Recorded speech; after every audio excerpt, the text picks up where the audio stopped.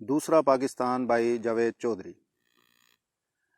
آپ یقین کریں میں آج کل جب بھی دائیں بائیں دیکھتا ہوں تو مجھے دو پاکستان نظر آتے ہیں۔ ایک پاکستان عمران خان کا پاکستان ہے، اس میں کنفیوژن، بحران، سیاسی افراتفری، دیوالیہ پن اور فساد کے سوا کچھ دکھائی نہیں دیتا، جبکہ دوسرا پاکستان ہمدردی، محبت اور خدمت سے لبریز پاکستان ہے، اور یہ دن اور رات ترقی کر رہا ہے۔ ہم پہلے عمران خان کے پاکستان کا تجزیہ کرتے ہیں۔ عمران خان فاسٹ بالر بن کر ملک کی تمام وکٹیں گرانا چاہتے ہیں۔ اگست کے شروع میں جب بارشیں اور سیلاب ملک کی طرف بڑھ رہے تھے تو عین اس وقت پی ٹی آئی کی قیادت اگلے 2 ماہ کی سیاسی حکمت عملی طے کر رہی تھی۔ عمران خان کو کسی نے اس غلط فہمی میں مبتلا کر دیا تھا، ریاست کی پہلی فہرست کے نیوٹرلز ہمارے خلاف ہیں، جبکہ دوسری اور تیسری فہرست میں شامل عہدیدار ہمارے ساتھ ہیں۔ خان صاحب کو وہ تمام لوگ اور ان کے عہدے تک بتائے گئے تھے جن کے خاندان پارٹی کے جلسوں میں شریک ہوتے ہیں، لہذا فیصلہ ہوا ہم شروع میں پہلی اور دوسری فہرست کے درمیان فاصلہ بڑھائیں گے، پھر جلسوں کے ذریعے میدان گرم کریں گے، پھر اپنی صوبائی حکومتوں کے ذریعے وفاق پر عدم اعتماد کریں گے، پھر عارف علوی صاحب وزیر اعظم سے اعتماد کا ووٹ کا مطالبہ کریں گے۔ آپ یہ حکمت عملی پڑھ کر یقیناً سوچ رہے ہوں گے عمران خان اس سے کیا فائدہ حاصل کرنا چاہتے تھے۔ بات سیدھی ہے، عمران خان کی اطلاعات تھیں ستمبر کے آخر تک نئے آرمی چیف کے لیے سمری وفاقی حکومت کو بھجوا دی جائے گی۔ حکومت سمری آنے کے بعد معاملے کو اکتوبر کے آخر تک کھینچ کر لے جائے گی۔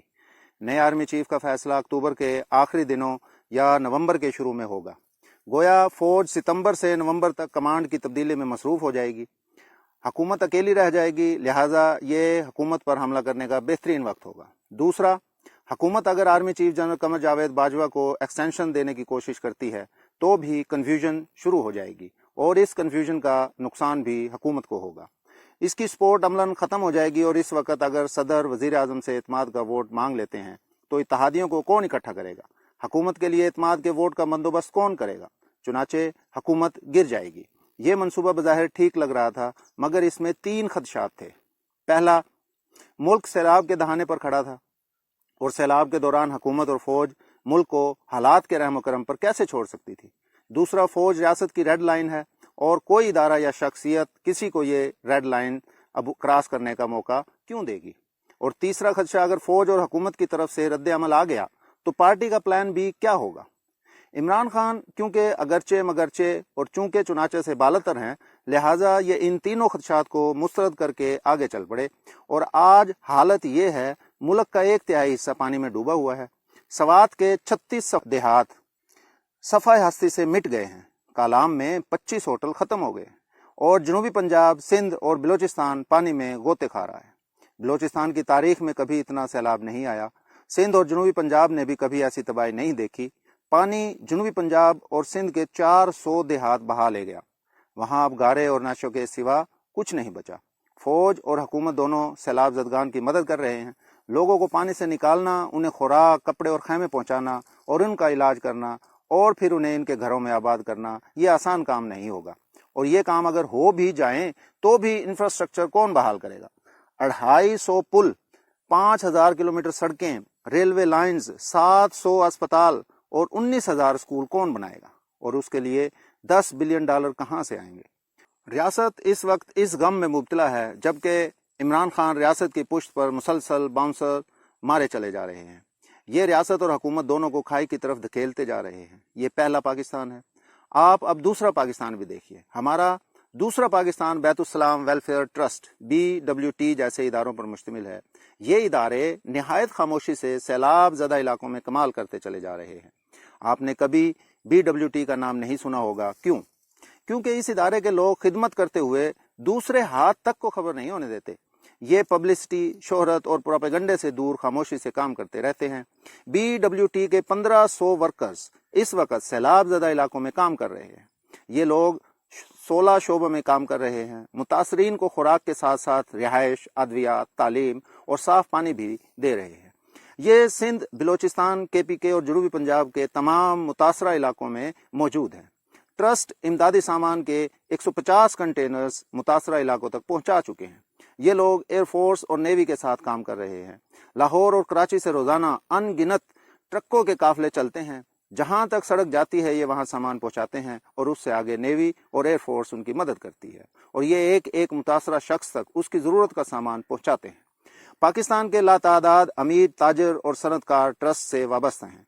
BWT का हदफ है ये 5 अरब रुपए जमा कर लेंगे और इस रकम से मुतासरीन को घर तक बना कर देंगे। ये इदारा कराची की एक मोतबर मजहबी शख्सियत शेख अब्दुल सत्तार हिफ्जुल्लाह ने बनाया था। शेख साहब मौलाना सलीमुल्लाह खान के वफाकुल मदारस अल अरबिया से फारिग तहसील हैं। डिफेंस कराची फेज़ 4 की जामे मस्जिद बैतुस्सलाम में फ़िक्री और तरबियती नशिस्तें करते हैं। मौलाना ने 2008 में दी इंटेलेक्ट स्कूल्स के नाम से तालीमी इदारों की बुनियाद रखी और देखते ही देखते इन इदारों की तादाद 400 हो गई और इनमें 40,000 तालिब इल्म तालीम हासिल करने लगे। मौलाना ख़वातीन के 9 मराकज़ भी चला रहे हैं और इनमें 650 ख़वातीन भी ज़ेर तालीम हैं। मौलाना तलागंग में कैडेट कॉलेज भी चला रहे हैं। ये लोग साहिबान के नाम से यतीम बच्चों और बेवा ख़वातीन के सेंटर्स भी बना रहे हैं। ये 20 लाख लोगों में हर साल कुर्बानी का गोश्त तकसीम करते हैं। कोरोना के दौरान इस ट्रस्ट ने 85 करोड़ रुपए की इमदादी रकम तकसीम की। लिहाजा आप इस गैर मारूफ ट्रस्ट के काम का दायरा कार देख लीजिए और ये है दूसरा और असल पाकिस्तान।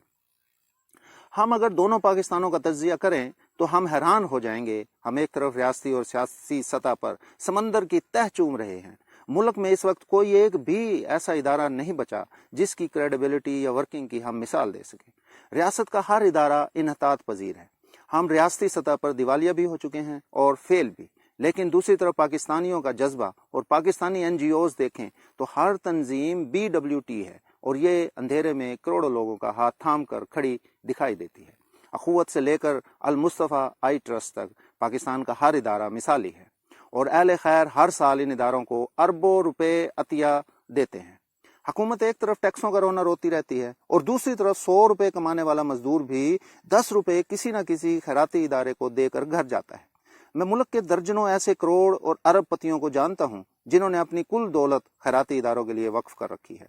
ये लोग कमाते भी सिर्फ और सिर्फ अल्लाह ताला और उसके गरीब और बेबस लोगों के लिए हैं और आखिर में खाली हाथ झाड़कर मुस्कुराते हुए दुनिया से रुखसत हो जाते हैं। मैं 5-6 साल से रीड फाउंडेशन के साथ काम कर रहा हूँ। रीड फाउंडेशन मेरे गांव में मेरी ज़मीन पर स्कूल भी बना रही है। मैं इसके अलावा अखुवत, कारवान इल्म फाउंडेशन और अल मुस्तफ़ा आई ट्रस्ट के साथ भी काम कर रहा हूँ। अल मुस्तफ़ा आई ट्रस्ट का एक्टिव मेंबर हूँ। ट्रस्ट हर साल मेरे गांव में आई कैंप लगाता है और अल्लाह के करम से 1200 लोगों के ऑपरेशन होते हैं और हर साल अल्लाह के नूर से उसकी बनाई हुई दुनिया को देखते हैं। मैं अब अपने गांव में छोटा सा मैटरनिटी होम बनवाना चाहता हूं। ख़वातीन को डिलीवरी के दौरान बेतहाशा मसाइल का सामना।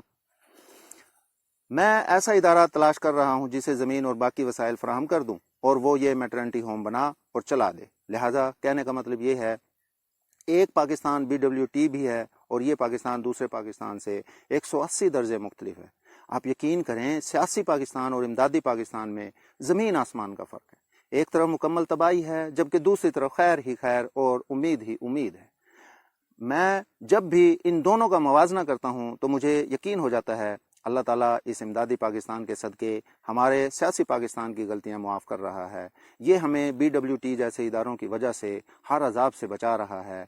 नोट: मेरे पास कल अल मुस्तफ़ा आई ट्रस्ट के चेयरमैन अब्दुल रज़ाक साजिद तशरीफ़ लाए। उनका कहना था, हमने 1 माह कबल जो टेंट 6,000 रुपये फ़ी कस खरीदे वो अब 16,000 रुपये के हो चुके हैं। प्लीज़ ताजरों और हुकूमत से दरख्वास्त करें ये टेंट की कीमत ही कंट्रोल कर लें ताकि मुतासरीन को फ़ायदा हो सके।